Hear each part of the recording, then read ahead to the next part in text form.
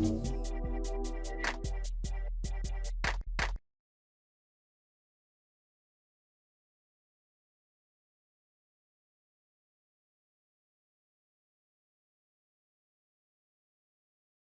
right. Good afternoon. We are live here in Los Angeles, California, with a special guest, Ed Kaminsky. Let's give it a big hand for Ed Kaminsky, Manhattan Beach. Yeah. All right. Glad to be here. Thanks, Neil. Ed, so glad to have you on board today. Really, very, very cool. Ed, you've been doing this for a long time, almost as long as I have, but you're just much younger than I am. Yeah, well, I don't know how much younger I am than you, but I'm 36 years I've been at this project. Good for you. Good for you. And I remember meeting you, I think, at a Mike Ferry event, probably 35 years ago. Anyway, where you weren't in the same financial condition you are today, were you? No, I didn't start off at the top of the food chain. Yeah, I probably shared that story where I think I just filed bankruptcy and I was sitting in the back of the room and Mike started talking about coaching and this really cool coaching program. And I was dead broke, had no credit cards. They were all taken away. And so I had to practice my sales skills and convince the guy that was sitting next to me to buy coaching for me and promise him that I would pay him back one day. And I did. It took me 4 days to convince him to get his credit card out from his wallet. Yeah, that was a big deal for me because it was a huge commitment financially. One, because I didn't have the money, and I remind myself and others that when you have opportunities to commit yourself to something, it's that act of commitment that can put you into action, right? It's the pausing of not taking that next step that keeps you there. And so whether the coaching worked or not didn't matter as much as it did that I took an action step and I was committed to making sure I do things to pay him back as well as support myself and my family. Powerful, very, very powerful move on your part, gutsy move. And, so many of us, a lot of people think that people like us were born with a silver spoon, and they don't realize that we came from virtually nothing, and through our own tenacity and hard work and guts and great selling ability on your part, you were able to talk. I mean, was this person a stranger? No, I knew the person, but it wasn't quick to give me his credit card. I don't know that he fully did me. Do I know the person? Probably. He was the leading agent in the South Bay when he was working. That was Raju. Oh, yeah. Absolutely. Was he a little annoyed when you took over the level of production that he does? I chased him most of my career, and the only, honestly, I mean, it's kind of a sad story, so enjoy life. But the time I was able to pass him, he started having some health issues. So without going into what those are, that's what slowed him down, right? Got it. Not a warm story, but I still battle. I wrote down a couple really great thoughts I heard recently. Like, what's my mantra, right? And I heard this from somebody else, so I did steal it, but I love it. And it's 3 H's, right?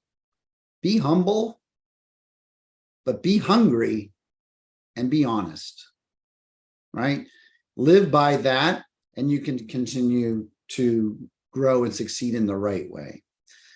But the other thing I heard that was really, really powerful is you have to live in pain, and people are trying to avoid pain. And there's 2 pains in this world. There's the pain of discipline or the pain of regret. And as agents, we're always trying to find a way that's easier, that's not painful. And where can I go get a listing without working or prospecting or anything else? But I haven't discovered it. I've been looking for 35 years. I don't know. I still get on the phones every single day and call my people. I call my past clients my sphere. That's the pain of discipline, because I don't want to experience the pain of regret.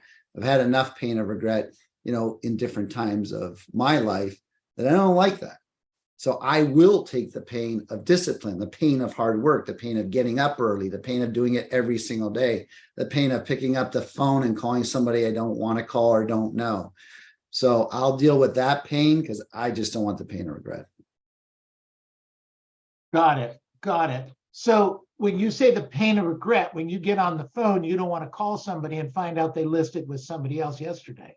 Is that what you're referring to? Kind of? No, the pain of regret that you wake up a year from now and you didn't do what you were supposed to do, and you don't have the money you're supposed to have in your bank account or pay your bills or treat your family. That's the pain of regret for not doing what you knew you were capable of doing, what your true potential is, and not tapping into your true potential and looking back,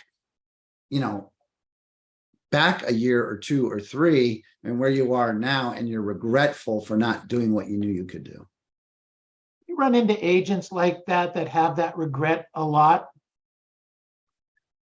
I think people of all businesses, real estate or not, that are living in a place that they're not happy with, if they look at what they could have done, they can certainly be regretful. Some may choose to look at it, some may choose to ignore it. Have you figured out for yourself, and could you share it, of how you remind yourself you don't want to go down that regret when you wake up and there's a morning where you don't feel like doing the discipline?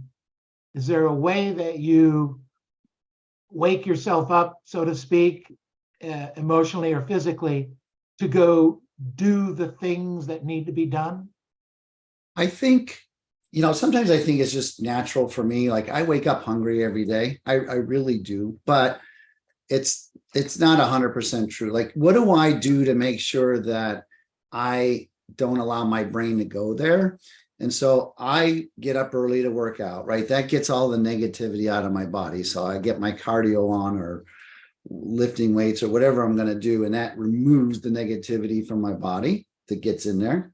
Number two, I'm always listening to Audible or podcasts or things like that to just put positive thoughts into my head. And number three, I look way beyond my borders of my office, my marketplace, to others that are succeeding beyond what I do, to drive myself a little crazy, because I feel that if I'm on a mission to reach my potential. And if I can find somebody that's doing more than me, then I feel like I'm not hitting my potential, because I look at people that I feel like I'm as good as them, yet they're doing more than me. So what do I have to adjust to fix to do it a little bit better? And it's a dangerous place to live, because I'll never get past Bill Gates or whatever if I change my borders. So it's a hard place to live, but it's just a place I chose to put myself. Got it. You don't wake up with an ulcer? Not yet. Good for you. So going back in the beginning, when I go back there with you because it's a very important place to start for so many of us, of going from where you came from to where you are, and then what you say to where you're going. You want to reach that potential. You got started, you got somebody to believe in you, you got involved in the system. What were the next 2 or 3 or 4 steps to move that forward? There was a couple things. The first thing I picked up were a couple Mike Ferry cassette tapes I found at the office and listened to them. But I think it was the biggest impact I had early on my career was sitting in an action workshop with Mike when he went through the schedule. And I didn't have a schedule in the beginning. I just kind of winged it, and I knew to prospect, but I didn't have an organized plan for it. So when I sat down with a week at a glance and started writing out an actual schedule, what I'm going to do all day long, I felt like for the first time I had a real job. And that was really impactful to me. But when I started, just to go back to the beginning, I started at Century 21 and I bought my gold jacket, and I went to the front of the office and I sat there because I came from the retail business, and I sat in the front of the office staring at the front door. And I was waiting for customers to walk in so I could sell them something. And after sitting there for a couple hours, a manager came up to me and said, "What are you doing?" And I said, "I'm just waiting for the next customer."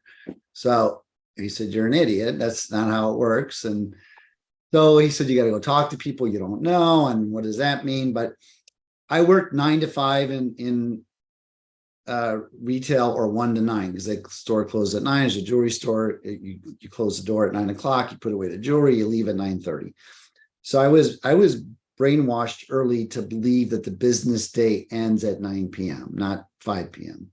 I have not been able to change that thinking in my head. But I would work in a jewelry store from 9 to 5, and then I would take dinner and I would cold call from 6 to 9 p.m. And then on the days I worked in the store from 1 to 9, I would door knock from 9 to noon, take a lunch break, and go to the store.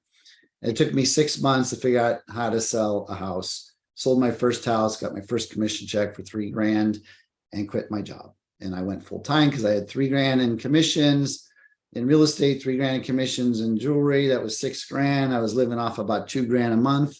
And so I said, I could live for 3 months. I got this all figured out. So I created that as my business plan from day one. Just prospect 3 hours a day, either cold call or door knock. And that's all I did every day forever. And I would average 50 contacts a day for years and years and years. There was one time for about 90 days, I committed to 100 contacts a day. I just wanted to figure out, could I get to 100 in one day? And I could have it knocked out by 1 o'clock, using 2 phones. We didn't have electronics. Then I had 2 phones, 2 headsets, and I would dial on 2 phones at the same time. And I would sometimes talk to 2 people at the same time because it was the same question. So I figured I could pull that off. But it was that discipline of every single day, 50 contacts a day. And as I got better, my scripts got better, my listing skills got better, my delivery got better. I could take that 50 down. I didn't need to talk to 400 people to get a good lead. I could talk to 20 people. Today I can talk. It's hard for me to call 5 people today without getting an appointment. It's like every single call is so much different today. For you, with the business that you developed in your database. That and my skill level to know to ask the right questions and hear what they're saying behind what they're saying. So learning the scripts and dialogues is important, or you skip that? No, I lived it, right? 7:30 to 8 o'clock was practice and role play for at least 20 years, nonstop, 5 days a week. I had 5 different role play partners all across the country. And if they flaked, I got a new one. There's plenty that do. But I role play every day, 7:30 to 8 a.m. Still doing that? No. I'm coaching my team now. And we Got do it. that. But in coaching your team, you're doing scripts and dialogues. Yeah, I'm coaching a team in scripts and dialogues at 8:30. Yeah. Right. So your team that's working underneath you or for you or directly, indirectly, is you're still doing the same work. You're just delivering it differently. Yes. Yeah. I mean, I'm in a role play session every day, 5 days a week, the stuff that we talked about. And I'm still doing the role play, the scripts and dialogues, the commission handlers, etc. Just like you're doing. I took a group of new agents to lunch Wednesday, and the one asked me, "Ed, when did you finally get to stop having to do all this stuff?" And I said, "I haven't stopped yet." He goes, "What do you mean?" He's brand new. He's hoping like a year from now he could just sit there and collect checks, but it doesn't happen. It just doesn't happen. I think They're going to go into competition with Mike Ferry, right, Ed? Yeah. I think the minute you stop going after the business, it's the universe stops sending it. And it's, I'm going to write this book, but I haven't yet. But I asked the question, what happens what do you get when you shake an apple tree? Anybody? Apples on the ground. Oranges. Huh? Oranges. So, and I'll explain. So when you're out there trying to drive the business, you're trying to get the business. And I'll give you an example. I said, I'm going to call expired listings today. And I called 25 expired listings and I can't set an appointment, but I was out there trying and pushing. And then I hang up the phone and my assistant walks up to me and said, Ed, 2 of your past clients called and they want you to come and list their home. Those are oranges. I'm calling apples, expired listings, got nothing. But if I didn't pick up the phone and put that good energy out and drive those phone calls, it's possible those past clients wouldn't have called. I've seen it happen 1,000 times. I can't explain it. I'm sure it's in some mystical book somewhere that can explain it, but it's just what I've experienced over and over again. So what you're saying is if you're not doing the activities, you're not going to get the other good stuff that'll come to you. Yeah, and maybe it's because you're not looking for it, right?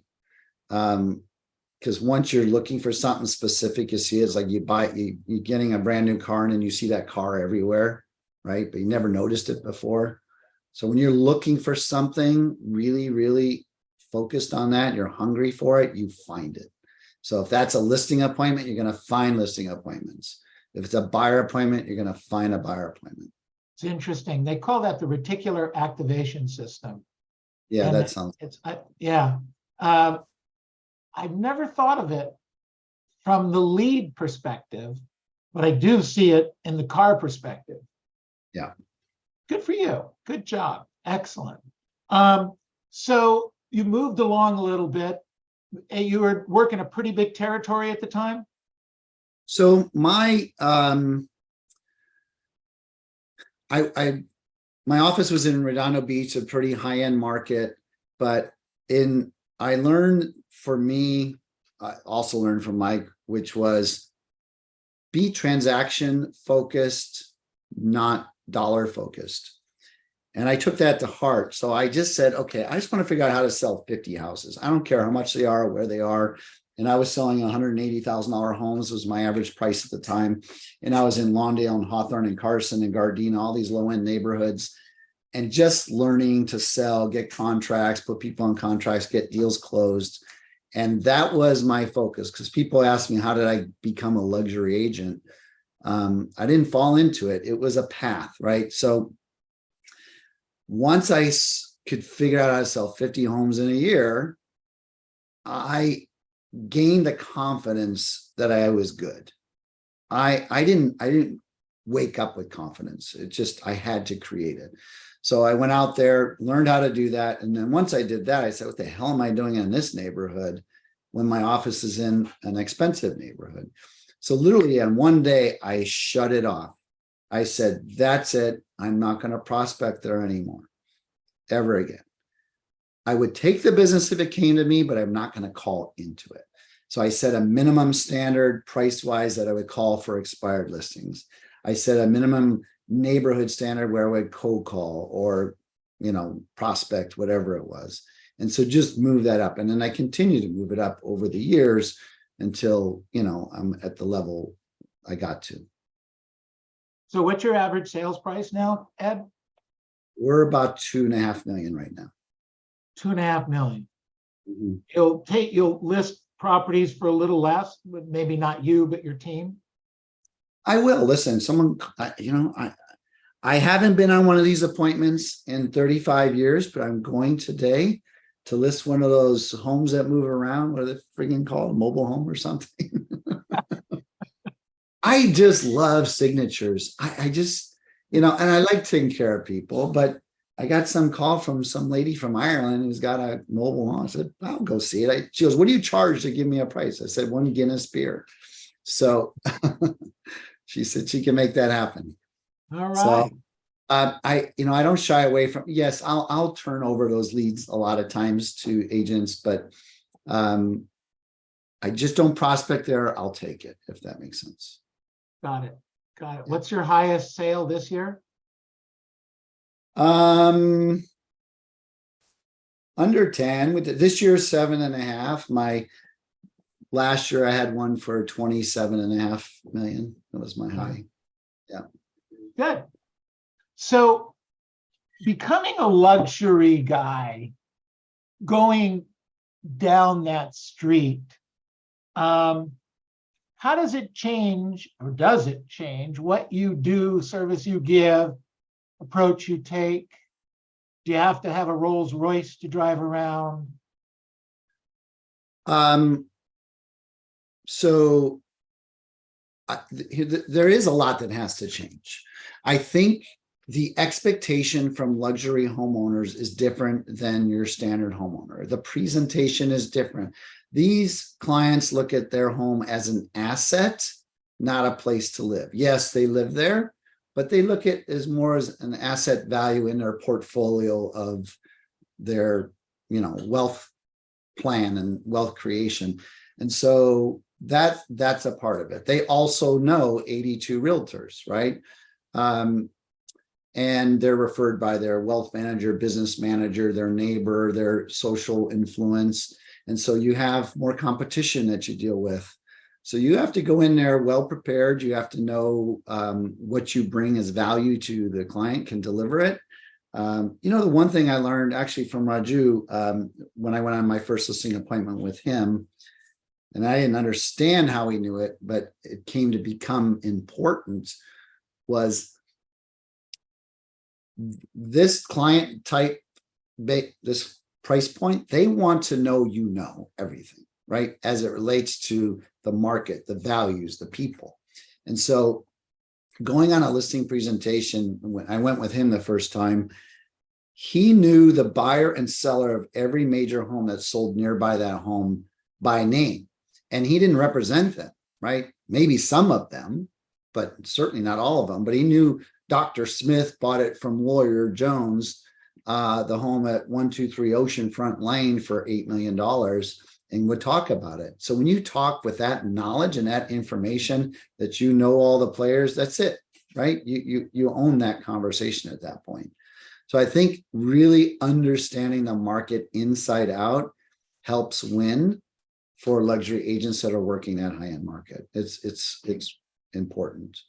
Understanding values, marketing, how to get the property exposed, all those things are important. But when you can walk in with that knowledge base, you definitely get a check mark on your. That's a great blinding flash of the obvious. Yeah. Knowing who the players are. Absolutely. And you have to be all in to learn it, right? Right. You have to be going to the brokers' open houses. You have to be talking to the brokers in the marketplace. You can't just walk through a broker's open house, oh, nice house, grab a taco and go. Engage with them. Hey, what's going on? And hey, I've got a buyer looking for X. You know of anything, or you have anything coming that's not on the market yet that you could talk about? Oh yeah, I just met with Mr. Smith and they're thinking of selling and they got an 18-bedroom house on the water, blah, blah, blah, right? And then collect that data, keep collecting that data, and that then improves your presentation. Yeah, that's great. Fantastic. So anything else out there? I mean, knowledge is power, clearly. Knowledge gives you confidence, clearly. But what about the tangibles?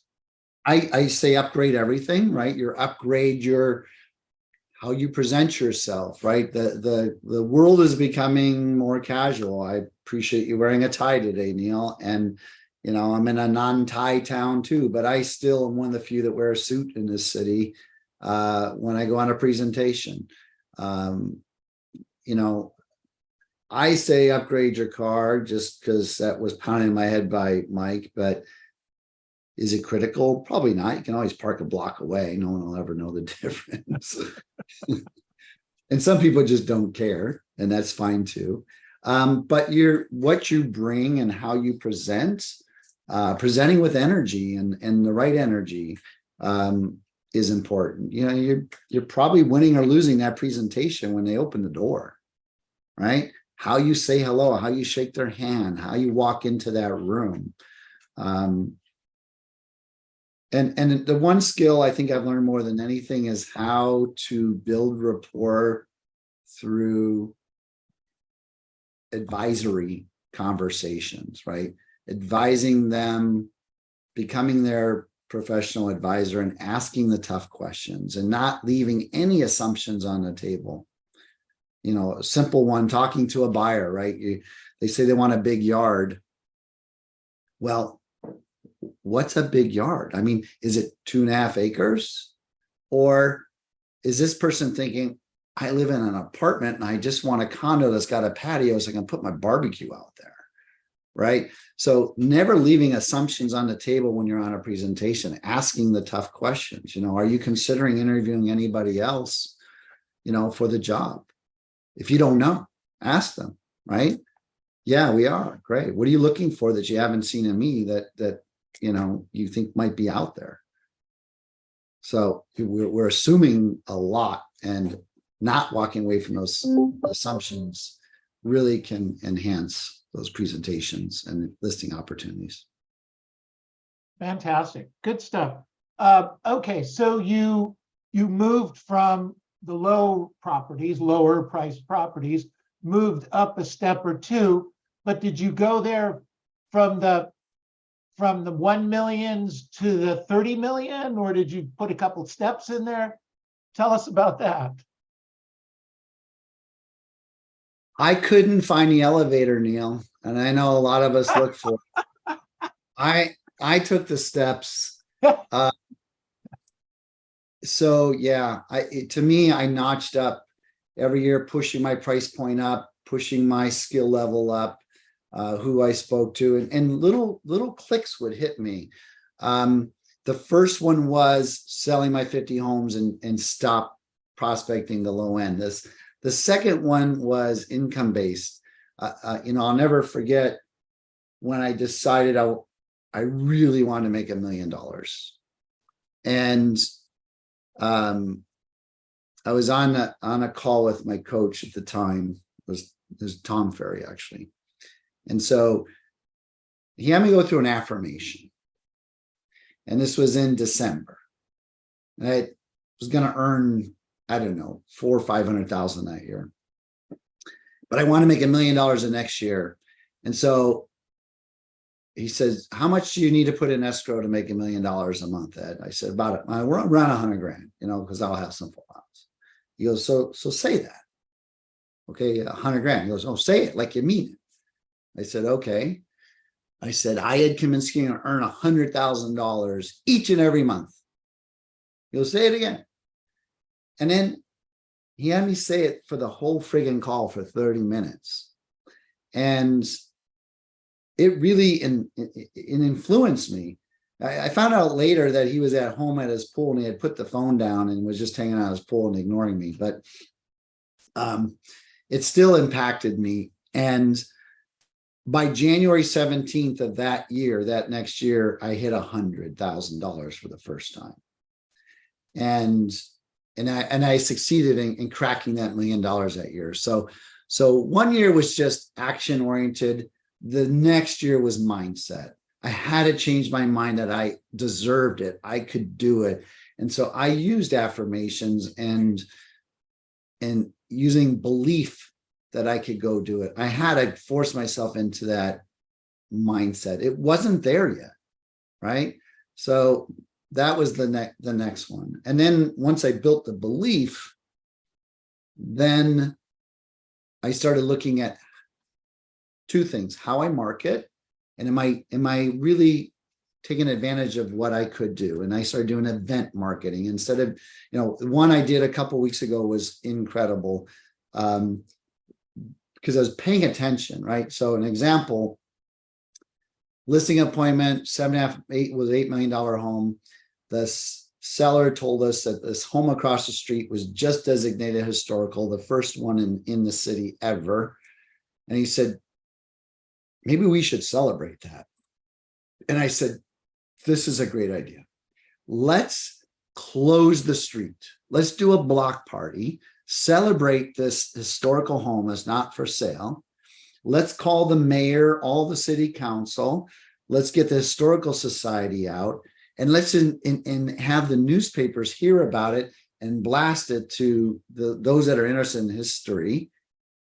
Come to this block party, but we'll hold your house open at the exact same time, and we'll have tacos and champagne and beer, and we called a bunch of local city restaurants and said, do you want to serve free food outside at this fair? The whole city's going to be out there and just give away food. So we got vendors covered. We had 500 people through that open house a few weeks ago. Wow. So just thinking outside the box and expanding how we market, how we get exposure, how we can talk to more people easier. That's fantastic. Yeah. So that was just upgrading the marketing. I had another thought and it's escaped me. So that's all right. You'll come back. It's just we're getting a little older, Ed. Yeah, for sure. Exactly. Exactly. All right, let's open it up for some questions. I mean, time is just flying by here. Wow. So questions for Ed Kaminsky, anything you want to open up? Jump on it, please. Go ahead, Josie.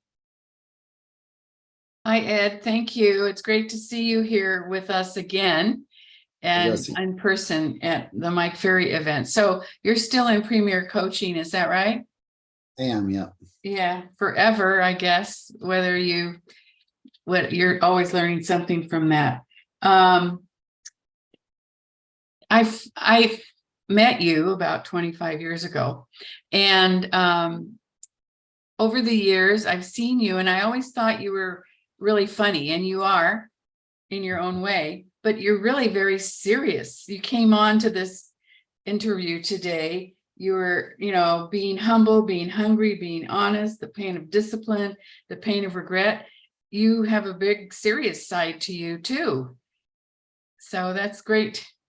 Yeah, well, you probably saw me at a bar drinking or something at Mike Ferry. So the serious doesn't fit because it doesn't start with an H. Yeah, happy. Happy. It does bring another thought, though. You think I heard this actually today, but you think of Tom Brady, right? Whether you like him or hate him, he became one of the most winning Super Bowl players in the world. Yet if you talk to him or listen to him speak, his goal was not to be a Super Bowl champion. His goal was to perfect the process. His focus was making sure the process is as best as it absolutely can be. The results will follow. So when you become results oriented, which a lot of us do, including myself, and you're focusing on the prize, you may miss the process. So if you learn to perfect the process, whatever that is for you, the chances of reaching ultimate success is dramatically improved. And so, Josie, I think going to those events and studying process and how others are doing it is something that I'm just, habitually attracted to. And it's for me now, it's less about what someone's saying on the stage, but it's those dinners and those lunches with these really great producers that I get to hang out with, that these little nuggets that you pick up and like, oh my God, I forgot about that, or I never heard of that, whatever it is. And it's been really a powerful 35-year journey going to those events. Thanks. Great question, Josie. Excellent answer, Ed. Thank you. Other questions for Ed Kaminsky, please jump in. Yes. I have a question. Okay, let's go with Tess first, please. Okay, thank you. So, hi, Ed. Thank you for coming over. So I have a question for you. It seemed to me like you're basically really branding yourself. When I mean branding, people, as soon as they hear the name, especially in your area, people know you already. Like you have these parties, your taco parties and all that. My question is, do you have like a planner like on those events for you to make it like an event to remember, so that they name you, they brand you? Oh, I know Ed. Okay, this is how I want my property to be sold. Everything starts with, for me, channels. What are the channels of communication and distribution of the event, the information, and how are we going to get it out there? What is the experience that someone's going to have when they're there? And more importantly, what is the call to action while they're there that can really turn the visitors into actual business? This is how I think. And so we sit down as a team to try to figure that out. As far as planning goes, I sometimes wish I had a full-time planner so they could do all this. But we literally, I'll be honest with you, we wing it every time. We don't write down the process that we did last time and have it sitting in some form that we follow. I wish we did. I keep telling them to do that, but when my staff faces change, a lot of times that changes. So something we're working on, but no, I don't have a specific planner. Got it. All Thank right. you. Thanks, Tess. Good answer, Ed. Appreciate it. Got a You question. just put your hand up. Go ahead, Good Tim. question. Yeah, Ed, thanks for your time today. Hey, you said that 1 year you had one completely action-based year, and then the year following was mindset, tuning up your mindset. And that seems to be a thing that people are struggling with a lot right now is mindset. How did you enable that? How did you begin that? What was the process to maintain that that practice you were doing on your mindset? And how long did it really take? I mean, everybody has a different personality, but how long did it really take for it to sink in and stick that you're totally capable and worthy of what you have? I had to put myself in moments of actual experience of what does a person like that actually experience? What does the future Ed get to experience? So is that going out and buying a cool car, buying front row seats to the Lakers game and hanging out with some uber wealthy people? And one of the things that changed for me that year too was I was very transaction based. I was not relationship based. I didn't care where my next deal came from. I cared where this deal was coming from. And I had to change that thinking, right? I had to dig deeper with clients to build long-term relationships, especially if I wanted them with the higher end clients. So I started putting myself in situations where I was in rooms with them, whether it was at a charity event or a foundation or something along those lines. I eventually joined got put on a board of a charitable foundation, and I'm around people that write $1 million checks to just donate because it's Tuesday. And, so being around that and then purposely inviting people to, I had sporting tickets, but I took my friends who would drink beers with me, right? And I changed my guest list to clients. And then we could sit and have a conversation and have dinner and learn about their life or whatever and connect at a deeper level. So it was a part affirmations and doing daily affirmations, from writing them to what I listened to in the morning and my drive to work, to the people I associated with, and changed myself from just hanging out with friends to hanging out with people for purposeful reasons to expand how I felt, really. Because when you get around those type of people, you have to act differently. And when you act differently, you feel differently. When you feel differently, your next action steps are different. So Thanks. that was a really good question, Tim. So Ed, let me ask you this, because a lot of agents stop at this moment, okay? They're afraid if they join a charity or they get involved in something that they're going to have to be writing big checks, okay? Now that's part of the job, but that's not the only part of the job, is it? No, the foundation I'm with, the leader of this foundation is a master at getting checks out of people. And he bugged the crap out of me for big checks. I say no all the time, but I commit to him that I'll make introductions. Right. I will introduce him to someone who can write a big check. So that remains my commitment. And I believe strong enough in the foundation and what it serves in the children they serve. And so it's an easy ask for me when I meet the right people. And then I let him do all the dirty work and go collect. Got it. Got it. Absolutely. Good stuff. But it's being around those kind of people that helps you to think bigger, right? You do. That's it. Surrounding yourself with people that are doing way more than you is one way of allowing yourself to start to believe, right? Because if everyone in the room is smarter than you and richer than you, it can only elevate you. You're in the wrong room if you're the richest, smartest guy there. Yeah. Yeah. For sure. Good. Smart. Very cool. Okay. Other questions for Ed Kaminsky today? Just raise your hand or I jump. have one question. Go Joey ahead. had his hand up a couple of times. I'll take Joey right here. All right, Joey. Yeah. Well, yeah. Thank you for sharing your time today. I guess my question is, when you're sitting down with these sellers in these homes that are, 2.2 million, and you're going through your process and you're showing them exactly who you're going to market the property to in order to get the property sold, not just to have people walk through it, but that can actually buy it. What does that look like? Ask the question again. I don't know that I heard it. So What does what look like? what does the process look like when you're basically explaining to the client, when you're in these $2.2 million homes, what does that process look like when you explain to them, hey, listen, we're going to market the property in such a way to attract buyers that can not just walk through the property, but can actually buy it. And you're going to target a specific demographic in order to get it sold. What does that look like?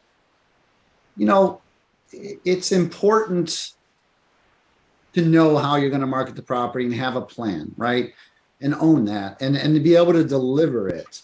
But it's also important to understand the more you're talking about what you're going to do, the less they're listening. And when you're driving the presentation with questions and it's about them, the better chance you have, right? And it doesn't mean you don't talk about what you're going to do, but your delivery of how you do that is so important, because if they're interviewing 3-4 agents, most of them are doing it. Right? I got the compass method or the C21 method and whatever it is, and they all sound the same. We're going to go make beautiful pictures and go on the internet. We're global. Da da da. No one sounds any different, really. But when you can connect with somebody and dig deeper into their motivation and their family and other things that are important to them, and you're allowing them to talk, I think your chance of winning is certainly increased.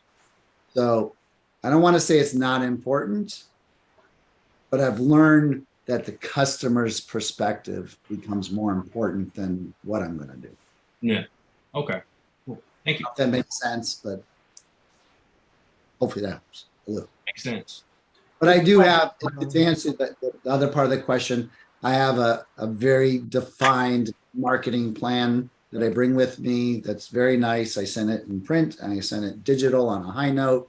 High note is a digital delivery method that's very effective that I like and use. So I send it in those two manners, depending on the type of person. Some want to hear it, some want to see it, and some want it digitally. So I hit all three of this. All right. Good stuff. All right. Who else? I missed somebody earlier. Me, Marian. Oh, please jump in there, buddy.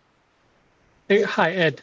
I Hi. have in front of me this pre-prospecting checklist, and from Tony Smith, if I don't mistaken, he said that you make this pre-prospecting checklist.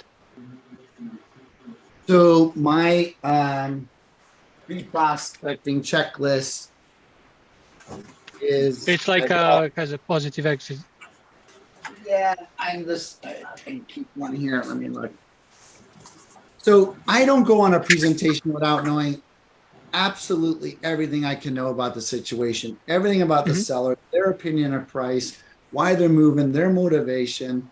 So if you go to the Mike Ferry pre-qualifying questions, it's all of those, plus I've added a few of my own. And then I'm collecting data. I want to know, what does Zillow say the house is worth? What does CoreLogic say the house is worth? What does the seller think it's worth? What do I think it's worth? I have 4 different prices on my sheet before I go.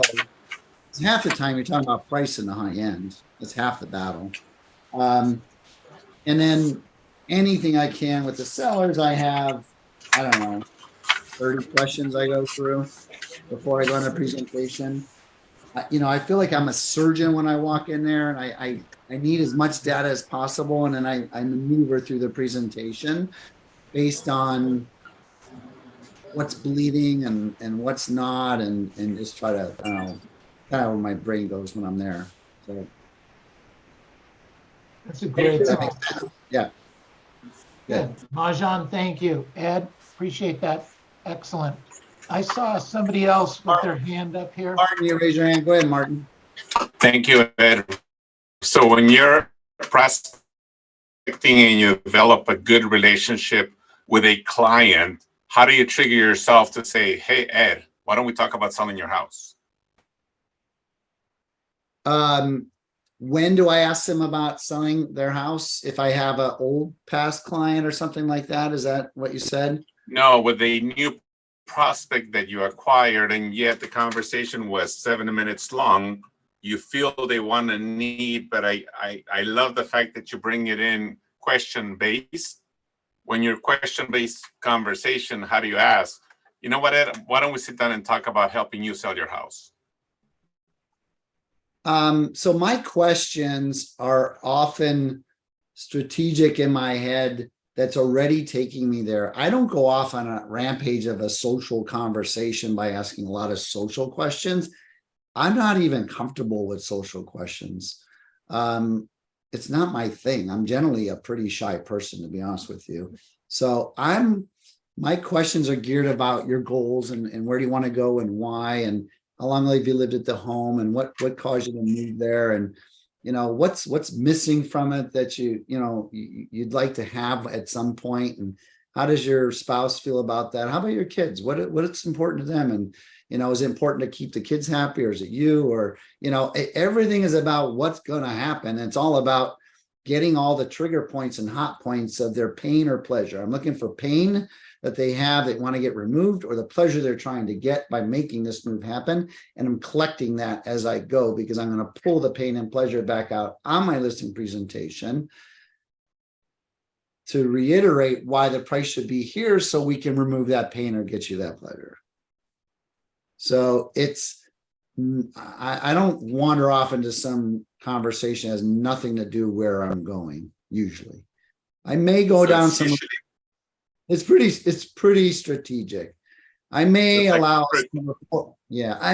some rapport building to go. I was on a presentation yesterday, and this guy started talking about Japan. I know a lot about Japan, so I went down that, which had nothing to do with anything. But it was a little bit of rapport building there in that case, but I bring it back fast. I always want to get back right on track where I'm guiding them to go, which is to sign something. Thank you, I just Ed. want a signature today. Good question, Martin. Thanks, Ed. Somebody wrote in here, Ed, about lawyers. There it is. Should we be seeking referrals from lawyers, or how would we approach them? Lawyers and I guess business managers. So again, everything is always yes, you can seek business from lawyers, but what do they want from you? You gotta think, what do they want from you? They're not looking for a good realtor. There's 1,000 good realtors out there, right? So what value can you bring to the niche you are focused on? And so you have to start thinking about that. They want something. Now, lawyers are like realtors. They prospect for business all day long. They want referrals. Okay. So can you get in a room with them at a network meeting or a lawyer meeting and be face to face with them? Can you get them a referral? Right? That's what they really want more than anything. They want their clients taken care of properly. So can you show that you have some added resources that might be helpful? Example, it's a trust lawyer and they deal with a lot of dead people, and then they need a estate salesperson that they can really trust. And You have a video of a conversation with a state salesperson and why you should do it this way or that way, and you're bringing value to them. So you either have to know what value to bring to them that's going to make their life easier as a lawyer. You bring them referrals, or just get stuck in a room with them, find out where they are, where are their network meetings, and just be there so you can get an introduction to the next one. Because if you have a rapport with one, they're going to make an introduction to another. I have a question. Okay, fantastic. Unmute yourselves, please. Unmute yourselves. Let's give him a big hand. Ed Kaminsky. Whoop. All right. Thank you. Very much, Ed. Thank you. Ed, I gotta cut this off. This could go on for hours. I'm sure. Thank you, thank you, thank you, thank you. Ed, what we do now is we're gonna go around the room, ask what we learned. You're welcome to hang with us and see what people have to say, or we understand if you need a hard stop and take off. No, I do have a hard stop. I'm going to go work on getting a signature. But since I'm here and I have to prospect today, there's 58 of you on the phone. I do accept referrals of all buyers and sellers. So each of you send just one, 58 transactions this weekend. It'll be my best weekend ever. Thank you so much. Exactly. Well, we put your phone, email address, etc., in the chat box a few times already today. So we'll do it again before we leave. But thank you so much. I appreciate you, and I recognize a lot of you. I know we've seen each other around the circuit. So thanks for jumping in and allowing me to share. I really appreciate it. And thank you. Thank you. Ed, I know I didn't ask the question, but I have one question real quick for you, Ed. Yeah. So obviously you make a lot of money. Okay, we've established that, but how do you, I mean, what's your why? Like the reason you get up every day and you go look for those signatures, the reason you go in these high price point areas, is it for the next car? Is it to change a certain amount of families' lives? Like, I mean, what's your why? And then also another question, I was trying to ask it, but I kept asking questions. And the second one is, obviously you have goals. How do you define them in a way where it pushes you every day, not in 5 years from now, I want a nicer house? How do you define those goals for yourself so that you push yourself each day? Does that make sense? Well, I'll start off with, I like cool shit, and cool shit's expensive. So, you know, the answer I've always come up with, and I talked about it earlier, is I just am not satisfied until I've met my potential. And I don't wake up satisfied. I just don't. I just keep seeing that I can produce so much more. I can do 200, 300, 500, 1,000 transactions a year if someone else is doing it and I'm not doing it. So go fix it. What can I go fix today? Fix how I present and train and coach and prospect or whatever it is. That's what I really believe it is. And I don't know if I'm right. I really don't know if I'm right, but that's how my brain works every morning. But it is true. I like cool shit. Like I like flying first class. I like going to cool places. I'm going to go fly to the Sphere tomorrow to go see you two and come back on Saturday to get back to work. Right. And, so part of it is experiencing the things I want to experience. Part of it is my belief of what is financially comfortable for me, which changes every year. What I thought was financially comfortable when I was new is way different than today. But I bet if you let me loose, I could spend 500 grand a month doing cool shit, right? And I don't have that automatically flowing into my bank account. So I'm as broke as everybody else on this friggin' call in my mind. I'm not there yet. So I don't wake up satisfied. That it's just not how my brain works. And maybe it's sad, I don't know, but it's just who I am. I don't know if that makes sense. Yeah. It's not sad. He or she that has all the cool shit when we die wins. That's right.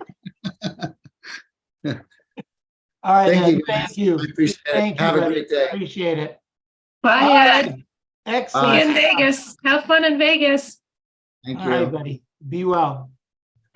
Okay, what did we learn today from Ed Kaminsky? I like cool shit. I love this pain of discipline or pain of regret. This is right now, I have a pain of regret.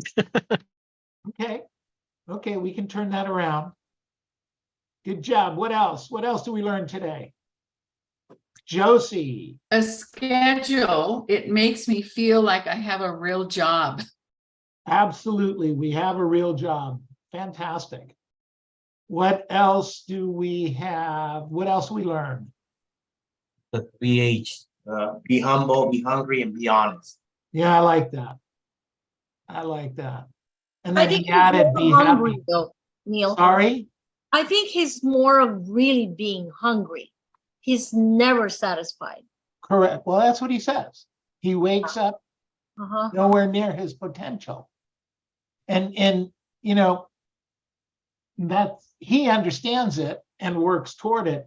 But so many of us aren't even close to the potential and we don't even realize it. I mean, to be satisfied at some levels, you know, my famous saying, we are where we are because it's okay with us. It's got to stop. You got to stop being okay with it. You just have to.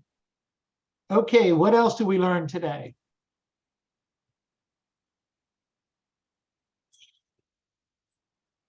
Hello. He said he didn't wake up with confidence. He had to create it. Right. And confidence comes from knowing the scripts, previewing the property, knowing everything there is to know about the property. You know, I don't know if you guys realize how powerful it is to know the names of people who have recently bought properties in the neighborhood. Nothing says, I know your neighborhood better than Dr. Smith bought the house on the corner. You know, Susie, the seamstress, bought the house in the middle of the street. The last two pool sales were done with some kids that are going to local high school that are trying to get into the Olympics. Nothing is more powerful than sharing that information to a prospective seller or a buyer. If you're working with a buyer and you're driving them around the streets and you point and yeah, they live there, that lives there, that's going on there. It's really, really, really powerful. Remember what I said, to get bigger, you have to get smaller. You can't know this working from Palmdale to Moreno Valley. You notice I didn't say Fontana Test. I didn't say Fontana.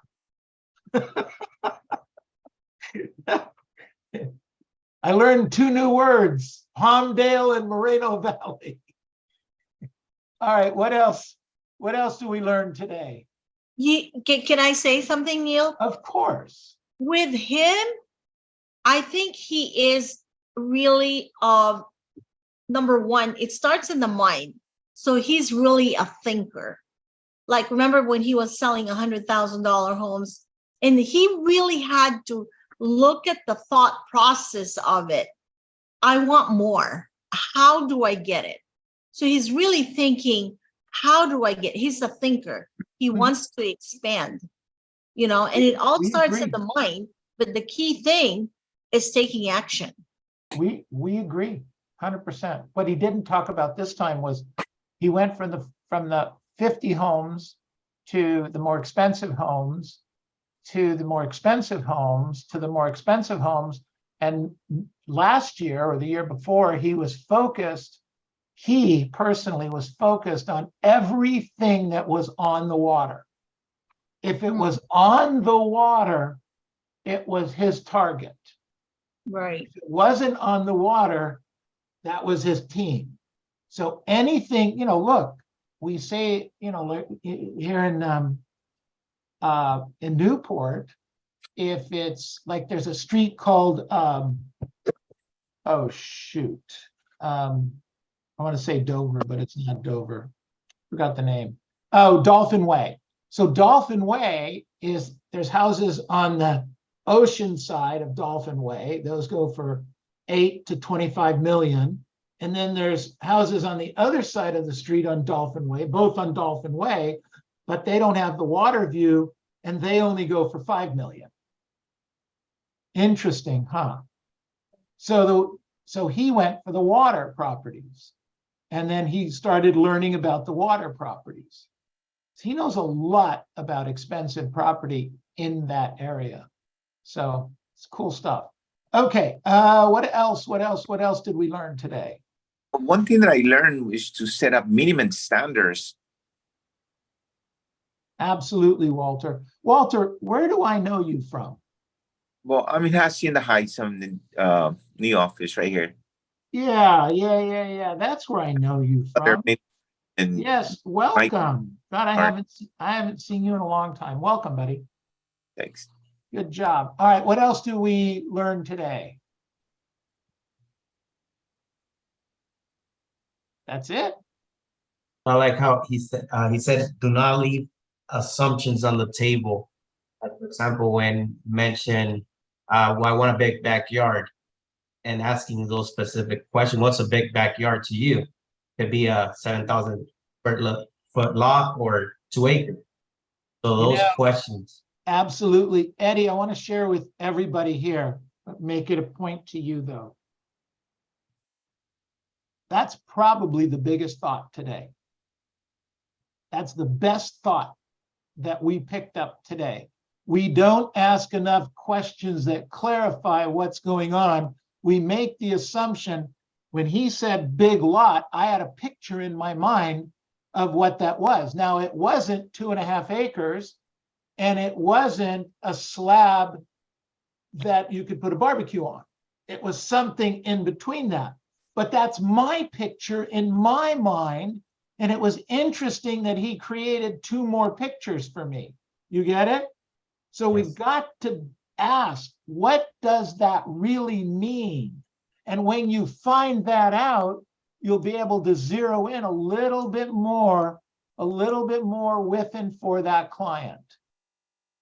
All right, good stuff, everybody. We've got to move on with the day. So I would suggest texting Ed Kaminsky and just saying thank you. Okay, so his cell phone number is in there. Use it.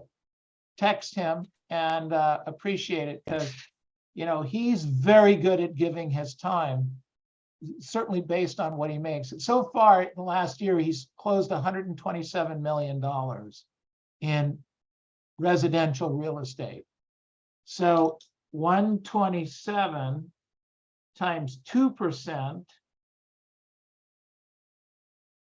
So that's almost $4 million in commission income. Not bad, huh? Not bad. That's an off year for him. Typically, he does 300 million. All right. I've forgotten to ask him. He still works with a sportsman who looking to buy a home. He was having some organization. He has an agency. He developed this agency 20-something years ago. It's sports relocation, because a lot of sports guys go to Manhattan Beach, Redondo Beach, et cetera, So he's worked on that kind of a thing where he refers players to other brokers and brokers refer players to him. Just thinking outside the box, but that's about a 20-plus-year-old company that he developed. You're right, Marjan. Okay, who's up next? Anybody want to? Josie. Yes. Yes, Josie, yes. All right, great story. Rags to riches. He didn't grow up rich. A lot of these guys that live in Beverly Hills and are on these shows are guys that their grandparents are giants in the movie industry and in finance, et cetera. So the grandchildren, who are the guys and gals on the shows, selling Beverly Hills, selling Orange County, those are guys and gals that grew up with money and live in big houses or grew up in big houses. Ed didn't. Look what he's created from ground zero, okay? And you guys think I grew up rich and my parents had a ton of money. Not true. Not true. So it can be done if you choose to go do it. Okay. Josie. See, I didn't miss your name. All right, you guys, thank you. Good stuff. Thank you. Thank you, Nick. Thank you, Neil. Thank you. Don't forget to turn off the live and the recording, Neil. And Thanks then for waking me up.